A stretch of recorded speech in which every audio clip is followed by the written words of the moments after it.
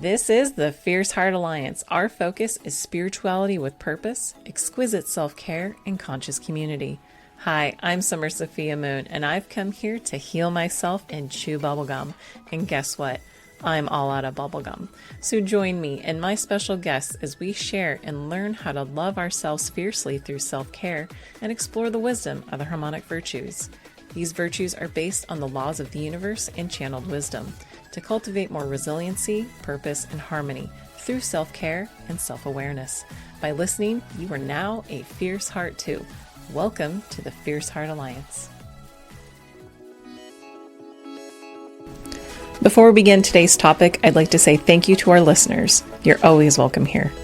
Thank you to our ancestors, spirit guides, and friends who are assisting us today.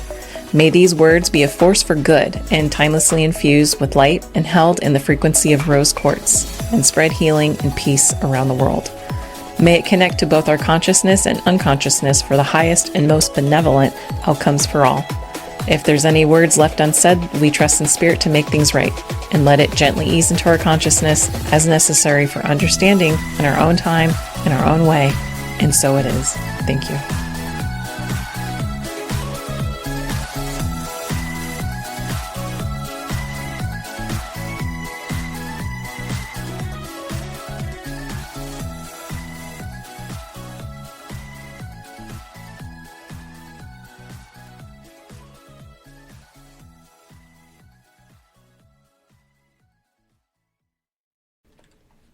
Hey Fierce Hearts, today is the integration episode for the virtue of polarity. Polarity is located on the inner level of the harmonic virtues called the metaphysical level. Virtues are lessons that can impact our everyday life and relationships. They're ever evolving, ever shifting, and developing as we mature. And like a beautiful garden, they require some tending and some management to keep healthy and vibrant. I'd like to share a quote now that I've received about the virtue of polarity. Quote, "Yes, hello. We are here to speak to you about polarity. Yes, there is so much to say about polarity. It is the main force of the universe. Everything is in motion in the universe. Polarity is the force that helps these molecules work. There is more to it, but that is the simplest expression of it. The polarity of elements and molecules helps everything function. It creates energy, power, friction, and polarization, many things we need. These opposing forces help the unification of things because everything is connected, even seemingly oppositional things because it is its opposite." Yes, this is a big topic. We can see it everywhere in the universe. Planets need the gravitational force, and we need it to allow all the planets to circle the sun, all in accordance to how things need to function. No sun, no life. We need that heat to set things on course for life to grow. We need the photosynthesis that occurs. We need many things that the sun provides, and similarly, we need the opposite. We need cold temperatures in places to hold the balance between hot versus cold. We need seasons to balance the cycle of growing from the harvest and the process of death and renewification of new life in the waking seasons of spring. We need these seasons to transition phases. Phases are an important part of life. Everything has phases, and those phases all reside in the polarity of life and death. Of course, death is just the death of the corporeal body, of the plant, animal, and human, etc. The soul carries on to learn new things because the soul is energy, and energy never dies. It just transforms to create a new edification. Yes, this is a big topic. So many kinds of polarity we are speaking of, from it up on high and looking down at this big topic, so we are needing to speak in generalities about it. Yes, there is an irony about polarity. We can learn about love through the lack of it. There are people who are homeless that learn about abundance through the lack of it. There is an opportunity to learn about life through death and vice versa. We can look at everything and learn the opposite lesson through polarity.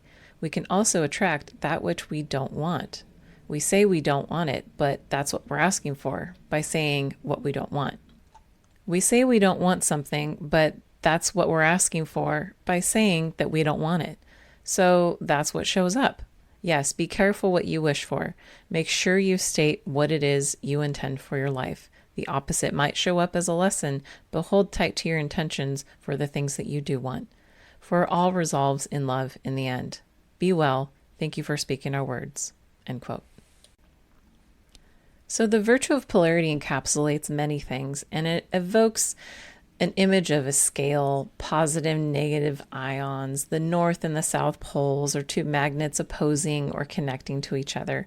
The essence of this teaching is that the two opposing forces can coexist in harmony if there's balance, and that those two opposing forces are ultimately very necessary for either to exist. Duality is the coexistence and the cooperation or interplay between polar opposites, and our body deals with polarity every moment of the day, seeking our physiological equilibrium called homeostasis. Am I too hot? Am I too cold? Am I safe? Am I in danger? Am I full? Am I hungry? Things like this. Another form of internal polarity is that of emotional duality, which is holding multiple and sometimes contradictory feelings at the same time. And we can laugh so hard that we cry. We feel grief when we have a loved one that passes, but feel relief somehow that they're no longer suffering. It can be really confusing, and we can be excited and scared before an event or starting a new job, but it's exciting, but it's scary. And, we can love our partner, but feel angry for something that they said, but we still love them. And it's just complicated things like that because we're complicated beings. And we as humans have an immense capacity for emotions. And sometimes it can be too much. This is why we all have our coping mechanisms and vices for dealing with such emotional overwhelm.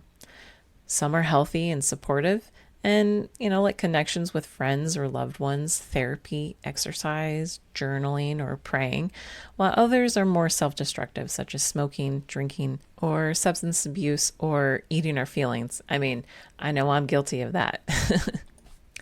In our last week's episode, Katrina Nilsson Gorman and I spoke about the polarity of love and fear, amongst many things.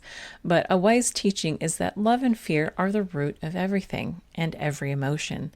And so there's a polarity between those two primary emotions. And as we journey through the harmonic virtues, we'll find that many of the virtues are related to this construct.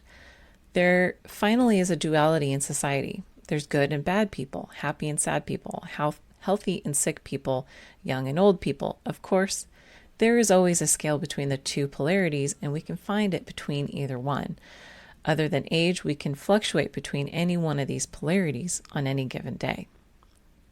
The thing about polarity is that it also provides a potential scale of contrast for us to learn from. If everything was the same, we would all become complacent and we wouldn't be challenged to grow. In my experience, it's been through the contrast of these polarities that we are able to discern our boundaries and learn about ourselves in relation to that contrast. For example, let's say you're working long hours and you have a long commute. Over time, you're no longer okay with how things are going and the frustration builds. You decide enough is enough and you look for a different job. It should be closer to home and hopefully with working less hours, right? In that example, we learned what type of job we're looking for by virtue of the experience. Poverty and wealth is another way that we can experience this contract. And for better or for worse, we typically land somewhere on the scale between one or two of those polarities. So through learning through the contrast, we learn that we no longer want a job that has a long commute, and we also want a job that has less working hours to fit a better, more comfortable living, quality of life for us. So that's how I learn about through contrast. In my personal relationships, as another example, I've dated some men who are kind, but were unfortunately manipulative at times. And because of that contrast, I've learned through dating experiences what the red flags are for me.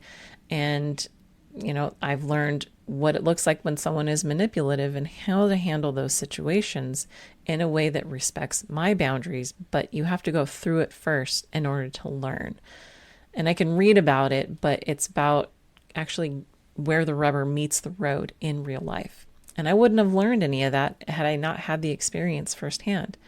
So I believe it's through the experience and the experience of contrast of these polarities that we learn what is the happy medium for us. Like, where do we want that pendulum to sit, or where do we want our marker to fit on that polarity scale? Lastly, I think the polarity reminds us to keep an open mind and perspective of our current situation, to learn that there is another side to the situation.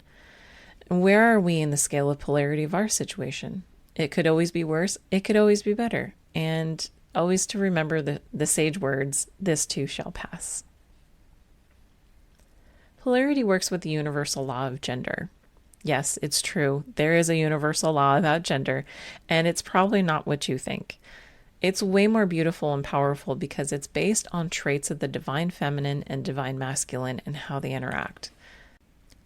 I feel like the terms divine feminine and divine masculine have kind of become mainstream, whereas they haven't really been known before, but I think it deserves a deeper dive if you're more interested in it. We're going to go over a little bit of it. And, I understand and respect that there's a lot of sensitivity around the concept of gender. And I myself am straight, and I am a huge supporter of the LGBTQ community. And so that there's no confusion in my message here, I do not claim to be an expert in the arena at all, and I'm in no way trying to dictate how a person should be or live and identify themselves. Just making it blanket statement. And it's my opinion and the basis of this exploration that we all have free will to live our lives how we see fit and choose, be it a relationship with whom we choose and however we want to express ourselves. This exploration is more about the dualistic interchange and the functional coexistence between the opposing personalities and energy types. With that being said, most personality types can be compartmentalized into a type A, type B personality. And a lot of people think that I'm a little bit of type A, type B, and we're all different mixes. And there's typically an analytical, planner type, organized personality. And then there's also a B type, which is a little bit more creative, communicative, intuitive, and oftentimes we're a mix of both. I see type A's as more of a masculine energy, whereas type B's are more of a feminine energy. And they can interchange and alternate depending on the task or people you're around or life choices and whatnot. In Eastern and metaphysical teachings, the left side of the body is feminine and the right side of the body is masculine. And there is a switch of sides when we get up to the brain. The left lobe is associated to analytical thinking, and the right side is more of an artistic. So let's go over the traits. So the feminine energy is more right brain and left side of the body, associated with receiving, resourcefulness, creativity, inspiration, imagination, intuition, sixth sense, nonviolent conflict resolution, fairness, balance, equality, fluidity, flexibility, adaptation, healing, nurturing, rest, gentleness, softness, beauty, sensuality, circles, curves, emotions, feelings, patience, and surrender. So sitting with all those words, you can kind of get a sense of that feminine feel. And now we're going to switch sides. Masculine is left brain, right side of the body, and it's typically associated with stability, grounded, action, stamina, developing, creation, providing, giving, force, perseverance, ambition, protection, safety, fighting, integrity, pride, intellectual, analytical, firmness, strength, power, squares, hard lines, time-bound, immediate gratification. So sitting with that, you can start to feel that masculine energy as well. So reading these characteristics, you can begin to feel and see the overlapping of traits within yourself. Some women or identifying women can be masculine in nature and still identify as feminine or female and vice versa for men. This occurs naturally within a person for a variety of reasons. I would argue that it is both a natural and a nurture type of development in a person. Potential factors could be societal conditioning, upbringing, relationships, or maybe even the person's soul identifies with a specific gender type. Regardless of your sexual orientation, every person on earth has both masculine and feminine aspects, traits, and energy. Most people tend toward one or the other and display those personality traits. There are some that identify with both equally and tend to give off more of an androgynous sort of vibe because they own both sides and they feel equally that both sides are important, and that's their journey. And so it really doesn't matter if you're male or female. You can be predominantly masculine in your personality and have the energy and still be in a feminine body. Conversely, you can have a predominantly feminine personality and energy, yet have a male body. And it doesn't always mean that there's been a sex change involved. I've met some straight men who have very feminine energy, and I've also met some straight women who have very masculine energy. And so all this is to say that there's polarity in gender. And then you start looking at the spectrum between masculine and feminine, and you are going to see people from either side filling all the gamut between. So there's no right or wrong. It just is what it is. It is a spectrum of gender. And then we have the energetic aspects of the masculine and feminine to help kind of explain all of that. Getting back to the focus of this exploration on polarity, as mentioned, polarity speaks to the bifurcation of two opposing factors. Yet in the middle would be the gray area and the place where they balance themselves out. We can look at these traits and see how opposite they are and how they also correlate. Take, for example, the feminine aspect of inspiration and creativity.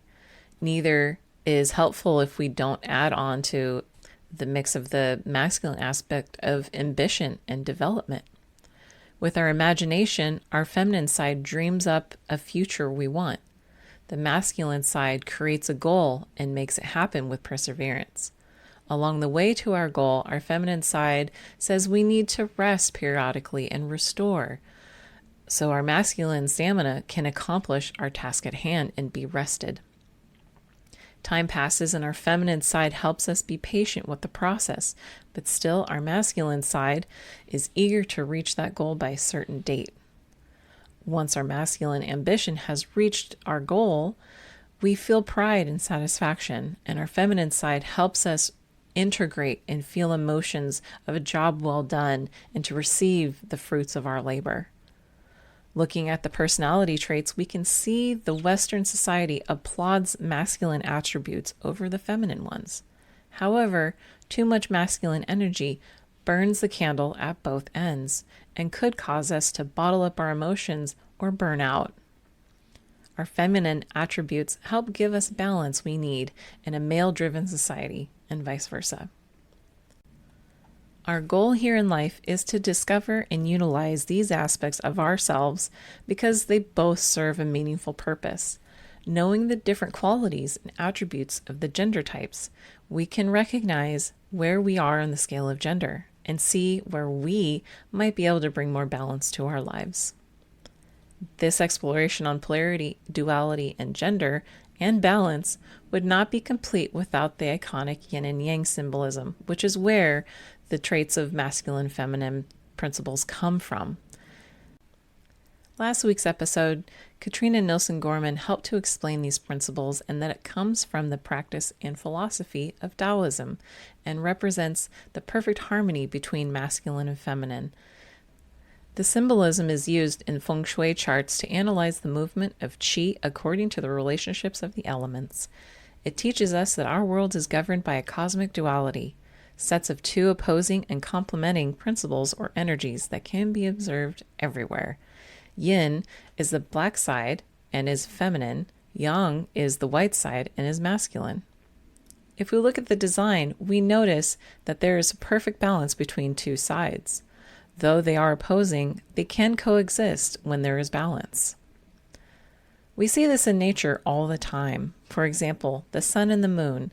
The moon is yin because it comes out at night, which brings cooler temperatures. In the collective ancient wisdom and teachings, it is also associated with the feminine energy. The moon is often referred to as Mother Moon or Grandmother Moon because it's a woman's monthly cycle and it tends to sync up to the phases of the moon, which is also appropriately named the woman's moon time. The sun is yang because it is warm and brights the light of our days.